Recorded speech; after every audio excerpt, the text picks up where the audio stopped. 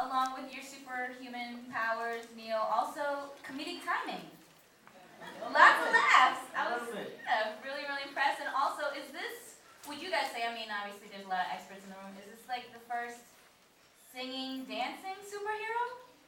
I guess. Right? That's kind of a new evolution of the superhero. Now I know that, you being a fan of the genre, also a fan of the sort of musical genre and musical concept videos. Could you talk about some of the inspirations for the entire Libra Scale script, the concept? Well, the whole concept of even trying to do something like this came from living in that world for a minute. I did 2 movies in '09, both of which will be out 2011. Look out for Red Tails and Battle Los Angeles. Look out for both of those. But aside from that, the thing that even gave me the courage to try this, there hasn't been a concept album in a really, really long time, and for whatever reason. And so just looking back on the stuff that Michael Jackson used to do, like Michael Jackson didn't make videos. Michael Jackson made many movies. He made moments. Like I'm sure people in this room remember where they were the first time they saw Thriller. You know what I mean? Like, so I was inspired by that, and just I feel like the music industry is in a place right now where people are afraid to take chances. So the music sounds a little bland and everything sounds the same because everybody's afraid to step out and try something different. So this is me not being afraid to step out and try something different.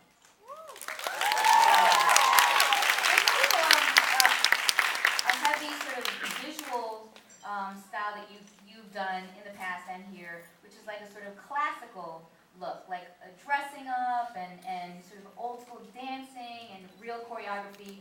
Do you think that that's also something that you pull from outside sources? Oh yeah, absolutely. The style of dress and all of that comes from just my love of the Rat Pack and what they used to do.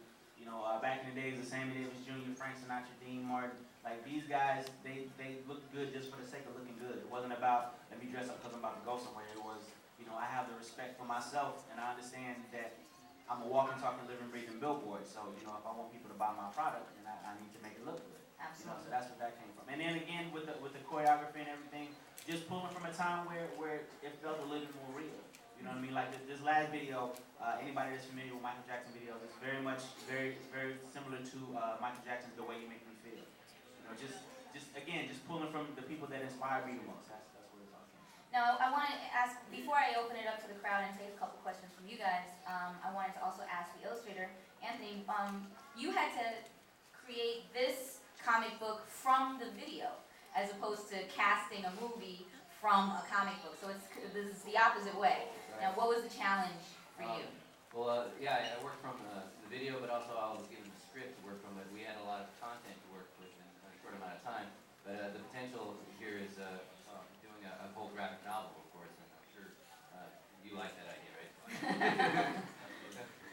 But style-wise, do you think that you have a particular drawing style that matches? I actually have a variety of different styles, and of course, I've worked with Stan Lee for over 13 years, and in fact, I've got a versatile style that I do.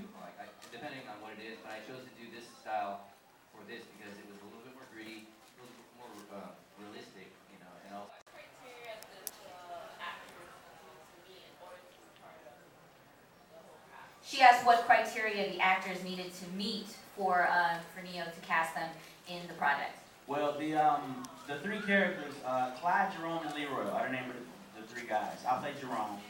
Leroy is played by John Silver, who's one of my dancers, and then Clyde is played by Clifford McGee, who's also one of my dancers. And I kind of created the characters around the personas that we take on stage. Like, when we get on stage, just the way we interact with each other, we take on the names Clyde, Jerome, and Leroy. It's just, a better way for us to get into the vibe to do the show. So it wasn't really a whole lot of criteria that they had to meet. The person that actually had the most challenging role was Galen Hooks, who plays Pretty Sinclair / Diamond Eye.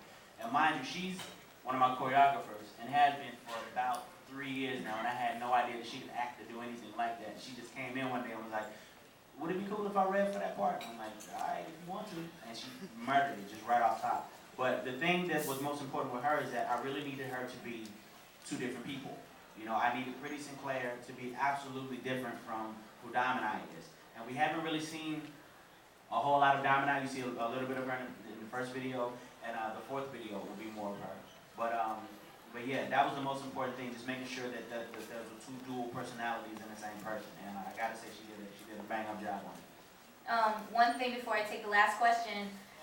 Now, everybody, if you read the Libra Scales book, which you guys all have, and actually there's going to be a signing. Neo is going to be signing the Libra Scales at 1:30 to 2:30 in 2883. That's the cult yard, so please go over there. But if you read the book, or the comic book, you'll see that it ends on a cliffhanger.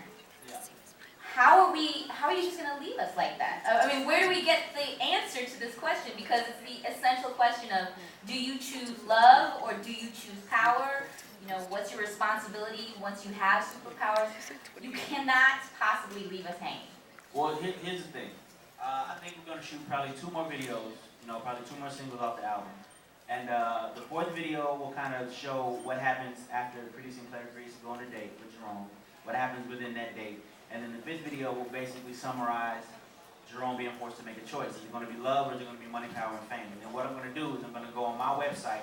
You can go to yourethegentleman.com or compoundent.com and cast your vote for what you think Jerome should do. Should he go for love or should he go for money, power, and fame? The vote that gets the decision that gets the most votes will be the last video that we shoot. Wow, so you guys actually have input in what happens to the film. Very, very cool. All right, we're going to end with one question. I mean, this young lady is dressed for the part. Thank you so much. First, before anything, I want to let you know you remind me so much of Michael Jackson. And you just, every time I see you do something closer, it's like my absolute favorite video of all time. So, aside from this, if you were a superhero, what would be your superhero power? Good question. Appropriate question. What would my superpower be? You know what? I would have, and yeah, I've thought about this. I would have the power to shapeshift. I would have the power to shapeshift, and whatever person that I turn into, I would be able to have that person's power. For example, if I wanted to be strong, turn into the Hulk and just fly, turn into Superman and just take off. That would be my power. I know it's cheap, but damn it, it's my own power. Okay, well, everybody, thank you so much for joining us and watching Libra Scale.